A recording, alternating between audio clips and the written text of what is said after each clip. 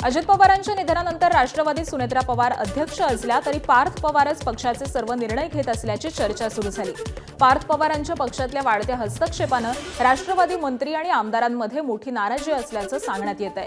केवळ एवढंच नाही तर निर्णय प्रक्रियेतून ज्येष्ठांना डावलल्याची चर्चा आहे आणि पार्थ पवारांना सुनेत्रांची मूकसंमती असल्याच्या चर्चेनं आमदार आणि नेते अस्वस्थ असल्याचं म्हटलं जात होतं। त्यातच पार्थ पवारांनी पक्षनिधीचं नेत्यांना टार्गेट देत निधी न दिल्यास राजीनाम्याची देखील इशारा दिलेला होता आणि यावरून राजकीय वातावरण तापलं होतं। एबीपी माझानं दाखवलेल्या या बातमीनंतर तात्काळ राष्ट्रवादीचे ज्येष्ठ नेते सुनील तटकरे आणि छगन भुजबळ हे समोर आले। त्यांनी या सगळ्याच चर्चा निराधार असल्याचं सांगत निधी वाटपाच्या चर्चेत पार्थ पवार सहभागीच नसल्याचं स्पष्ट केलेलं आहे।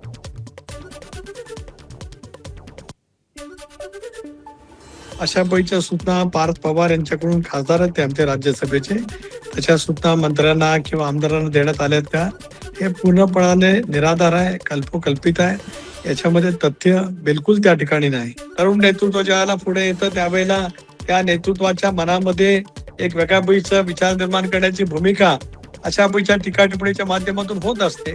पण आम्ही या सगळ्या गोष्टीला आत्मविश्वासाने सामोरं जाऊ, एकसंघपणाने समोर जाऊ आणि दादांच्या दुर्दैवी निधनानंतर सुद्धा ज्या कष्टाने ज्या नेटाने दादाने सगळं उभं केलेलं आहे हे पुढून शेवटच्या दृष्टिकोनातून वहिनींच्या नेतृत्वाखाली आम्ही निश्चितपणाने काम करणारच आहोत।